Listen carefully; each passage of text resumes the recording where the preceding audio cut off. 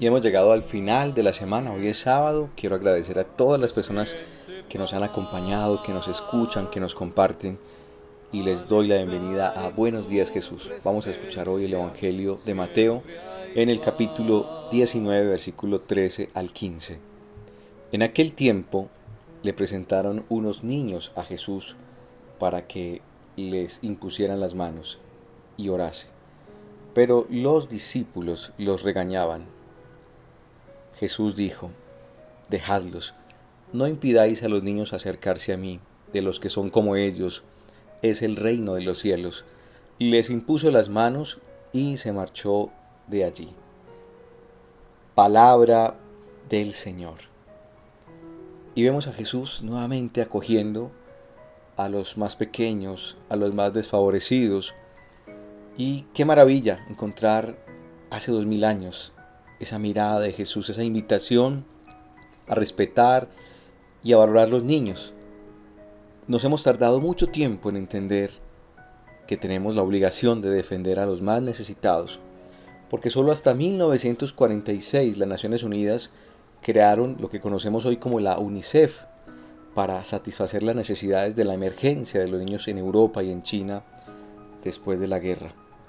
Y UNICEF significa Fondo Internacional de Emergencia de las Naciones Unidas para la Infancia. Y hoy hacen una obra maravillosa.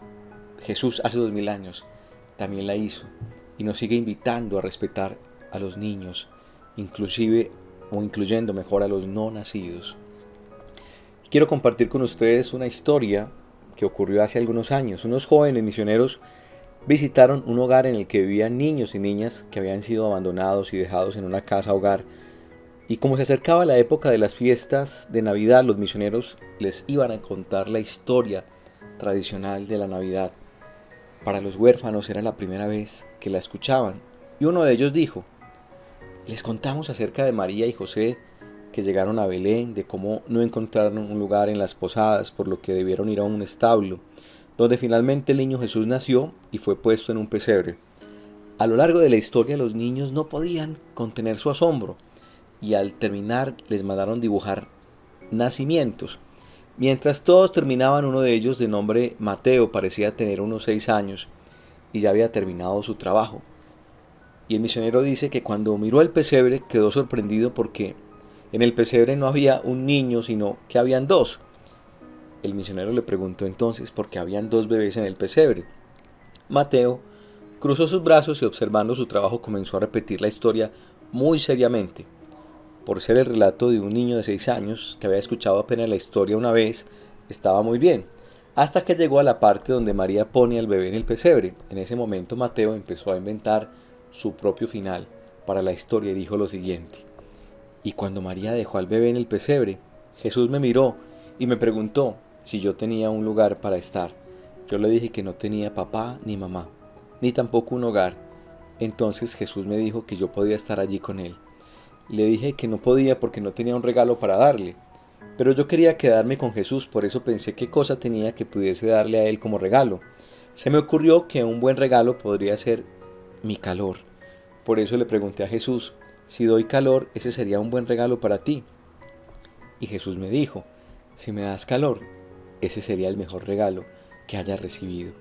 Por eso me metí dentro del pesebre y Jesús me miró y me dijo que podía quedarme allí para siempre.